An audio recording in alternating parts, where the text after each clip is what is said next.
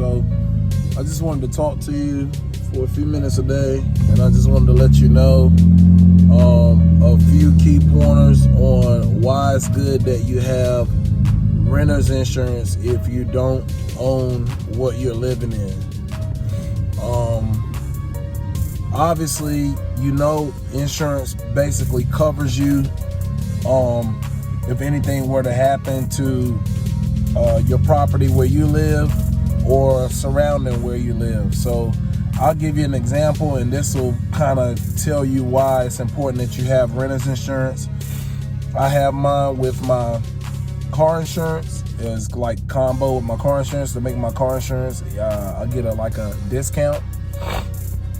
So I think I pay maybe $105, $110 a month for full coverage on this car, on my 2009 Nissan Maxima. And I pretty much got full torque. I got zero deductibles. If I need a rental, it's $0. I pretty much got the top tier of everything you can have through State Farm. And I pay $110. Now I'm gonna tell you, there's a lot of videos surfacing going around with people telling you, hey, get this insurance, I pay too much, I pay only $58 now, and here's how I'm able to afford this car or whatever. It sounds crazy them even saying it like that. You're able to afford the car because you got the money to pay for it, not because of the insurance being cheap. I'm gonna tell you why, because a lot of those insurance probably don't got zero deductibles. They probably don't got zero money for rental fees, no mileage. It's a lot of things that full coverage insurance will give you that a lot of those ones that they're trying to get you guys to switch to don't have. So do your research and be diligent about what insurance you pick. So now I have State Farm and I have the renter's insurance. So what happened was my daughter and her friends was riding around, and the guy that lived over top of me, nice guy, down to earth, reasonable, quiet, kind of to himself. My daughter's friend hit their bike bar on his car and scratched his car up. So instead of me panicking, my daughter absolutely freaked out because she thought that I was going to kill her when I found out, but I didn't.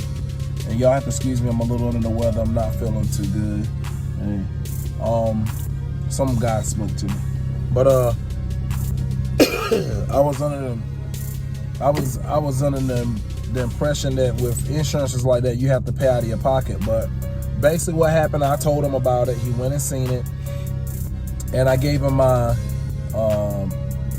renter's insurance information, and he called and contacted them, and boom, they basically sent him somewhere to get an appraisal to get his fender on his car painted again. And I'm pretty sure he didn't. I'm pretty sure months later I still seen that same little scrape or scratch on his car. I think he just kind of took that check and kind of cashed it out of his bank and kept it in his bank. But whatever, here nor there, people do what they do. They still gave you the opportunity to get a check cut to you that got cash. So it's up to you what you do with when you deal with rental places. When you deal with whoever the insurance is through, when they cut you the check, it's up to you to get whatever you need to get fixed. Some people still will take the check and ride or die the car while it still got a dent in it. I don't know why people do that just to have money.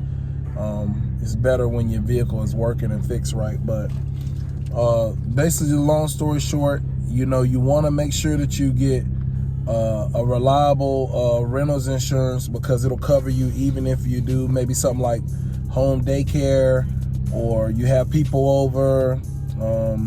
Anytime where you're going to have people that's in your house and something may happen and they get hurt, they can use your renter's insurance to pay for their doctor's bills or anything else that might occur. Like, even some people, I would think if anybody you're inviting to your house, that they would be friends and not just strangers that would try to sue you. But if it came down to that, your renter's insurance would cover all those things, because that's what renter's insurance does. I didn't never get a bill or anything, or my insurance didn't go up or anything when I did that renter's insurance. But I'm pretty sure if you have multiple claims for things happening with your renter's insurance, they're probably gonna make your insurance go up. So that's something to be aware. kind of make sure whatever it is that you know, if you're gonna do renter's insurance, make sure it's something that's worth you using the renter's insurance. I seen times where my car got totally blasted from me running over top of something on the highway when I went down North Carolina before, and it cost me a lot of money in damages, and that was something I felt like I needed to get turned into the insurance, my regular insurance, because it wasn't my fault, one, but regardless of it being your fault, when you have accidents, whether it's yours or not, non-accidental faults, it still can make your insurance go up. So to beware that, you know, make sure you make good choices with when you decide to file for renter's insurance or file something for your regular insurance for your car, whether it's your car. If it's somebody else's car, you can't help that. They're gonna call your insurance and tell them that, hey, you hit me, or I was in a wreck with this person, this is his insurance information, what can y'all do to, you know, get my car fixed? That's different. But if it's stuff that happens in the house, whether it's a break and enter, whatever it is, the case may be, sometimes it may be cheaper to go out of pocket than to pay for it over time, just because they will make your insurance go up. They will make you pay more on your premium, depending on how many times it happens. I guess I had so many things that was non-accidental to me happen to my car that it made, at one point, my insurance go up a little bit. It wasn't like super crazy or nothing, but it still went up. It was money I shouldn't not have to have paid. So, you know, just be aware of that. But you do want renter's insurance. You're better off having renter's insurance than not having it. I'm gonna tell you why, because imagine if you'd had to pay that money out of pocket. It could have got really ugly if I'd have had to pay him for that front fender, and they want thousands of dollars to paint stuff. I mean, I just feel like insurances in general make so much money off of us paying every month, and nothing happened to our vehicle. Then something does happen to our vehicle. Still, John, Peter, and Paul, they still didn't have no accidents. They're driving freely. And that's what's crazy. They're basically paying for when something happens in my car, because I got over $8,000 or $9,000 in damages done to my car when I ran over top of something when I was on my way to North Carolina. It tore my front bumper up, my side skirts, and ripped the whole side out of my exhaust on my left driver's side back exhaust. It messed my bumper and my side skirts and underneath of my car all up. My fender lining, it was like $8,000 or $9,000 in damages done. My front bumper had to get all repainted, brand new front bumper. I had to get a brand new back bumper, brand new side skirts, brand new inner lining on the inside. So most of that stuff is pretty much new on my car now. I pretty much had every door painted on this car because somebody hit it. I had so many claims on this car for non-accidental to myself that I've got my money's worth back out of this car. Like the money that insurances have spent to get my car fixed at dealerships.